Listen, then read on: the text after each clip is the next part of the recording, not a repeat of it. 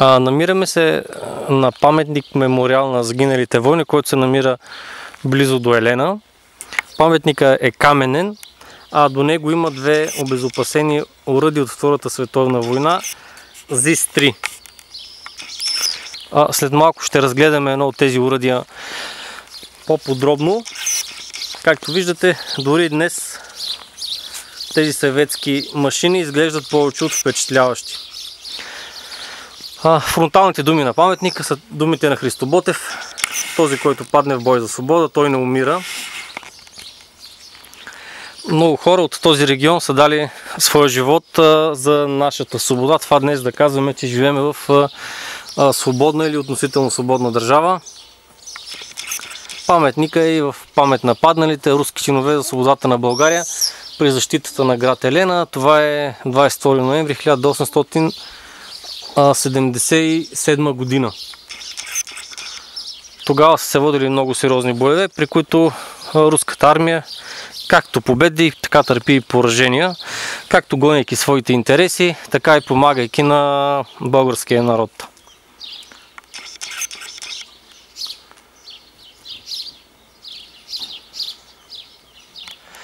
Тук също има мемориал от тази страна за падналите синове на Елена, участвали в различните боеве. Каменният монумент е изключително внушителен, с хубав кръст отгоре, най-отгоре, а кръста е заселен от различни птици и връбчета.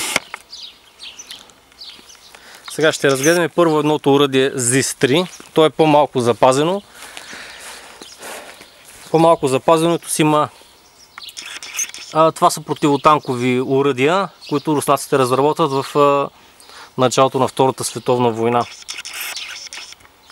И се водят за може би едни от най-добрите оръдия на Втората световна война. Това е табличката за траектории, на траектория, въпреки че това оръдие е произведено преди може би повече от 60-70 години, част от оборудването му още работи. Така надявам се да се вижда, с тази ръчка по вертикал се движи принцип оръдието, но в момента, разбира се, това е обезопасено. Тук са мерните прибори, които, както виждаме, все още работят. В момента се определят определени географски показатели.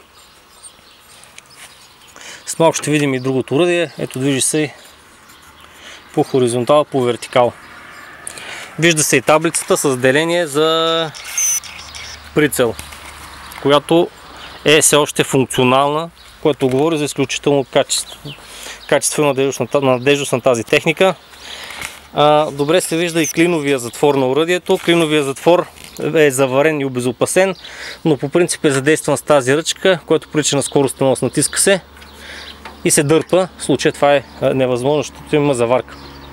Има и копче за аварийно отваряне на затвора.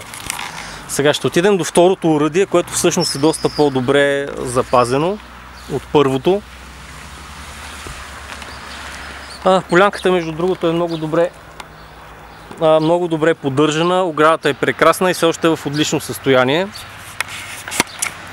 В съседство има дърводелски цех, който поддържа парка. Сега ще разгледаме и второто оръдие, където ще видим част от механиката, която все още функционира. Отново виждаме клиновия затвор, който в случая отново е заварен. Това е клина, който по принцип пада долу ниско. Отново виждаме табличката за траектория, която е тази е зацапана малко повече, т.е. от двете оръдия могат да съберем едно действащо. Шегувам се. Тук е запазен нивелира.